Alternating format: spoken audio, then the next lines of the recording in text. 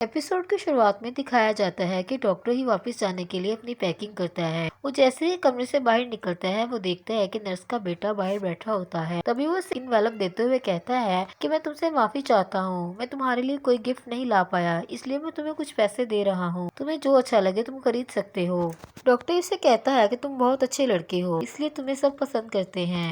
वो डॉक्टर इसे पूछता है कि क्या वो वापस जा रहा है, जिस पर वो कहता है हाँ, मुझे काम पर जाने की जरूरत है, इसलिए मैं वापस जा रहा हूँ। तभी वो दोनों एक दूसरे को बाय बोलते हैं और डॉक्टर ही वहाँ से चला जाता है। दूसरी तरफ नर्स जबरदस्ती ही के फादर को उससे बाय बोलने के लिए भी है। ही टैक्सी में सामान रख रहा होता है। तभी उसका बाप कहता है कि अपना ख्याल रखना। वो उसे कहता है कि कल रात मैंने ओवर से जो भी कहा तुम्हें उसके बारे में सोचने की जरूरत नहीं है। जिस पर ये कहता है कि मैं जानता हूँ कि जब लोग ड्रिंक करते हैं तो वो सच बोलते हैं। तभी वो अपने फादर को बाय बोलता है और वहाँ से चला जाता है। दूसरी तरफ जैसे ही वापस आता है वो शीन को मैसेज करता है कि मैं वापस आ गया हूँ और मैं तुम्हारे लिए कुछ लेकर आया हूँ। जिस पर शीन उसे मैसेज करती है कि वो पार्क में वॉक के लिए जा रही है, वो वहीं पर आ जाए ताकि वो दोनों वहाँ पर मिल सकें। दूसरी तरफ वो दोनों जैसे ही मिलते हैं वो उसके सामने 2 जार रखता है और कहता है कि ये तुम्हारे लिए। एक्चुअली उसमें हर्बल मेडिसिन होती है।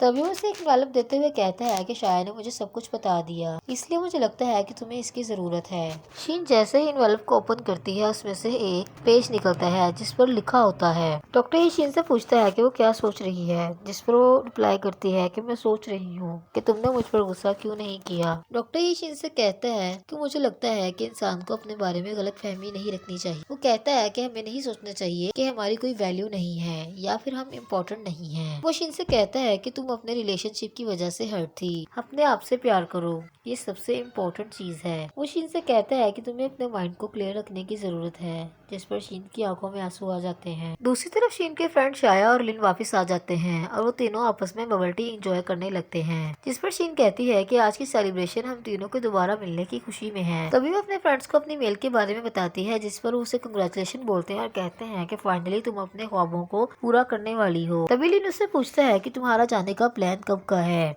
आई थिंक तुम फेब में जाना चाहती थी, जिस पर वो कहती है कि वो फेब से अक्टूबर तक वहीं पर रहेगी। लिन कहता है कि फेब आने वाला है, तुम्हें अभी से अपनी प्रिपरेशन को स्टार्ट करना चाहिए। जिस पर वो कहती है कि मैं आज तुम दोनों से कुछ एडवाइस लेना चाहती हूँ, क्या मुझे अक्टूबर में जाना चाहिए, क्योंकि मेरे पास फेब और अक्टूबर 2 ऑप्शन हैं। जिस पर शाया कहती है कि तुम अक्टूबर का वेट क्यों करना चाहती हो, तुम्हें जल्द वापस जाना चाहिए। जिस पर शीन कहती है कि इसकी 2 वजह है, जिससे मैं ट्यूशन पढ़ाकर कुछ मनी सेव कर सकती हूँ और दूसरी इससे मेरे लिविंग एक्सपेंस थोड़े शॉर्ट हो जाएंगे। शाया कहती है कि तुमने अपने पेरेंट्स से अपनी हेल्प के लिए नहीं बोला। जिस पर शीन कहती है कि मैं उनसे हेल्प के लिए नहीं बोल सकती। वो कहती है कि वो दोनों जल्द ही रिटायर होने वाले हैं और अब्रॉड की स्टडी का डिसीजन मेरा है। दूसरी तरफ शीन अपनी फैमिली के साथ अपनी सेलिब्रेशन को एंजॉय करती है। उसके पेरेंट्स उसे कांग्रेचुलेशन करते हैं। शीन उन दोनों से कहती है कि वो उन दोनों के लिए कुछ खरीद कर लाई है। उनसे कहती है कि वो अब्रॉड अक्टूबर में जाना चाहती है और नेक्स्ट अगस्त में वो वापस आ जाएगी। जिस पर उसके पेरेंट्स कहते हैं कि हमें तुम्हारी बात से कोई ऑब्जेक्शन नहीं है। उसकी माँ उसे कहती है लेकिन तुम जब वापस आओगी तो तुम 29 ईयर्स की हो चुकी होगी। तभी उसका बाप उसे कहता है कि हमें इस टाइम सेलिब्रेशन पर फोकस करना चाहिए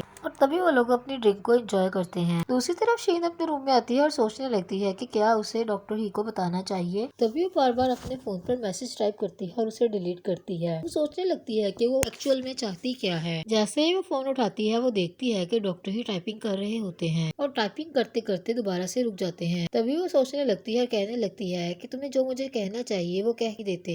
दूसरी तरफ शीन नेक्स्ट मॉर्निंग होटल में जाकर डॉक्टर ही को मैसेज करती है कि क्या वो उनसे कुछ क्वेश्चन पूछ सकती है। इधर डॉक्टर ही जैसे ही फ्री होते हैं उन्हें शीन का मैसेज मिलता है। वो उससे कहता है ऑफ कोर्स क्यों नहीं। तभी वो डॉक्टर ही को कहती है कि उनके होटल में एक गेस्ट है जो कि 70 की है और उससे कैंसर है। वो अब फुली रिकवर हो चुकी है लेकिन उसे अब भी कफ और चेस्ट टाइटनेस का इशू है। क्या उसे सर्जरी के बाद कोई साइड इफेक्ट होगा। जिस पर डॉक्टर ही कहते हैं कि ये पॉसिबल है। तभी वो उसके बहाने एक दूसरे से बात करने लगते हैं। दूसरी तरफ शीन अपनी मेडिसिन लेने के लिए क्लिनिक जाती है। जैसे ही डॉक्टर ही के केबिन का डोर ओपन करती है सामने फैंग खड़ी होती है। उसके मेडिसिन की प्रिस्क्रिप्शन को चेक करती है। तभी उसकी नजर डॉक्टर ही पर पड़ती है तो दोनों एक दूसरे की तरफ देखकर स्माइल करने लगते हैं। दूसरी तरफ शीन उस लेडी को अपने साथ लेकर डॉक्टर ही के क्लिनिक आती है और उसका चेकअप करवाने लगती है। डॉक्टर ही इस लेडी से पूछते हैं कि क्या हंटिंग के बारे में स्टडी की है। डॉक्टर ही बताते हैं कि आपकी मेडिकल रिपोर्ट्स के मुताबिक आपने 1 साल पहले ही थेरेपी करवाई है। दूसरी तरफ डॉक्टर ही फैंग को कहता है कि वो मिस लू को टीएस स्कैन के लिए लेकर जाए, जिस पर शीन कहती है कि मैं भी साथ चलती हूँ। तभी डॉक्टर ही से कहते हैं कि तुम्हारे जाने की जरूरत नहीं है। दूसरी तरफ फैंग उस लेडी को टीसी स्कैन के लिए ले जाती है और शीन डॉक्टर ही के कैबिन में उनके पास बैठी होती है। तभी डॉक्टर ही शीन को बताता है कि नेक्स्ट वीक उसका लास्ट चेकअप है। डॉक्टर ही शीन को कहते हैं कि वो अपना चेकअप करवाने के लिए हाथ बढ़ाए। तभी वो हाथ देती है। वो उससे कहते हैं कि उसका अब्रॉड के लिए स्टडी के लिए जाने पर क्या प्लान है, क्या उसे कोई ऑफर रिसीव हुई है, जिस पर वो बताती है कि उसे ऑफर रिसीव हुई है। डॉक्टर ही कहते हैं कि ये बहुत अच्छी न्यूज है। डॉक्टर ही शीन से कहते हैं कि तुमने पहले मुझे क्यों नहीं बताया। वो उससे उसके वीजे के बारे में पूछते हैं। तभी वो बताती है कि वो अक्टूबर में जाएगी। वो अपना हाथ पीछे करती है। डॉक्टर ही फौरन से उसका हाथ आगे करते हैं और कहते हैं कि तुमने फेब का बोला था, तुमने सडनली अपना डिसीजन चेंज क्यों किया। इस पर वो कहती है कि उसने अक्टूबर के सेमेस्टर को चूज किया है।